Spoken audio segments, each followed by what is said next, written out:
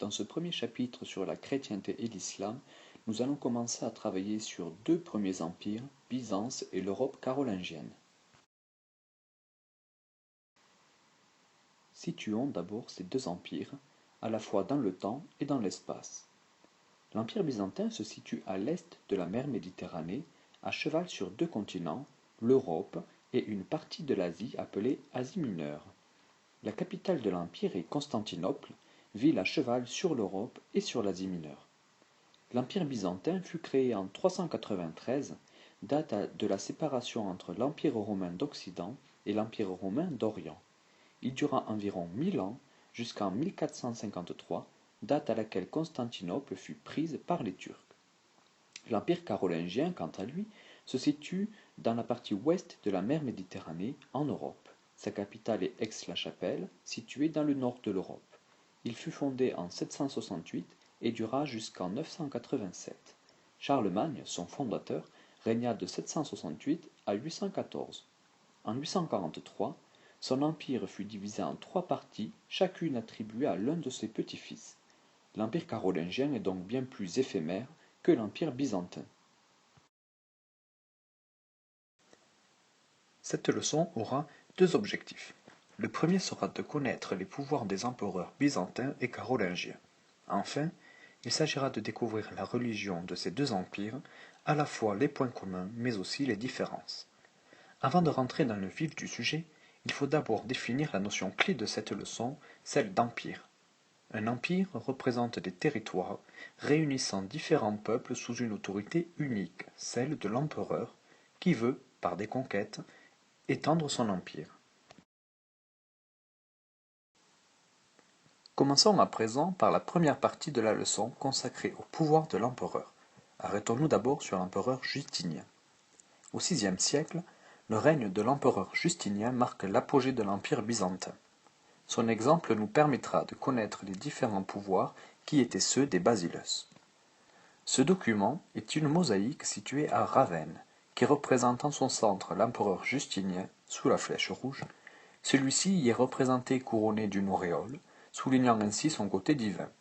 Il est entouré des principaux soutiens de son pouvoir, à droite, sous la flèche blanche, l'Église, et à gauche, sous la flèche noire, l'armée et les fonctionnaires. L'empereur byzantin a donc un pouvoir absolu et dirige son empire depuis sa capitale, Constantinople. Passons à présent à l'empereur carolingien Charlemagne. Charlemagne est un descendant des Francs qui a conquis un vaste territoire à l'ouest de l'Europe. En 800, il est sacré empereur par le pape à Rome. Sur cette pièce de monnaie, nous voyons le profil de l'empereur couronné d'une feuille de laurier, avec écrit les mots Carolus, Imperator Augustus, Charles, empereur Auguste, faisant ainsi de lui l'héritier des anciens empereurs romains.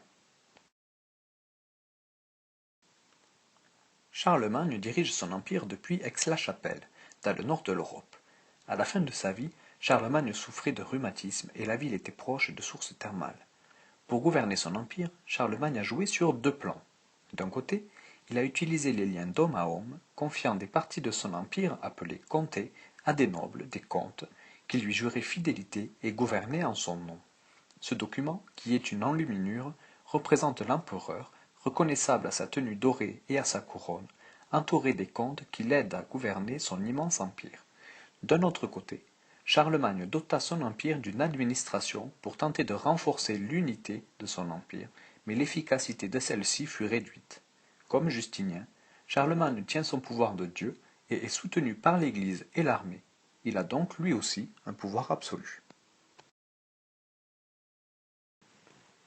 Maintenant que nous connaissons mieux les différents pouvoirs que possédait l'empereur, intéressons-nous à la religion dans ces deux empires. L'Empire byzantin et l'Empire carolingien avaient en commun d'avoir le christianisme comme religion officielle.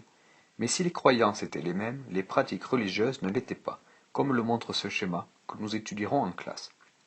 Nous pouvons déjà relever que la langue utilisée n'était pas la même, latin pour les catholiques, grec pour les orthodoxes. La volonté du pape d'être le chef de toute la chrétienté était de plus en plus mal acceptée, notamment par le chef de la religion chrétienne de Byzance, appelé le patriarche. Cette situation aboutit au schisme, signifiant séparation, de 1054. Désormais, la famille chrétienne était divisée en deux, d'un côté l'Église orthodoxe, authentique, et de l'autre l'Église catholique, universelle. Dans les deux empires, l'État et la religion n'étaient pas séparés. Les empereurs tenaient leur pouvoir de Dieu et ils avaient besoin de l'Église pour unifier les populations très différentes qui peuplaient leur empire. Charlemagne et Justinien se donnèrent alors pour mission de diffuser le christianisme, c'était l'évangélisation. Des moines, appelés missionnaires, parcouraient alors les empires pour convertir les populations à la religion chrétienne. Ce document représente deux moines missionnaires byzantins appelés Cyrille et Méthode, envoyés par l'empereur pour convertir les peuples slaves d'Europe de l'Est. Enfin, pour montrer leur foi, les empereurs ont fait construire de grandioses monuments à la gloire de Dieu. Ainsi, Justinien a-t-il fait construire la basilique Sainte-Sophie, aujourd'hui transformée en mosquée, dont vous pouvez voir ici deux photographies, l'une de l'extérieur et une de l'intérieur sur le haut de la page. Enfin, Charlemagne, lui, a fait construire une chapelle appelée la chapelle palatine dans son palais d'Aix-la-Chapelle. Vous pouvez voir ici le trône de Charlemagne situé aujourd'hui dans la chapelle palatine, ainsi que l'intérieur décoré de cette chapelle.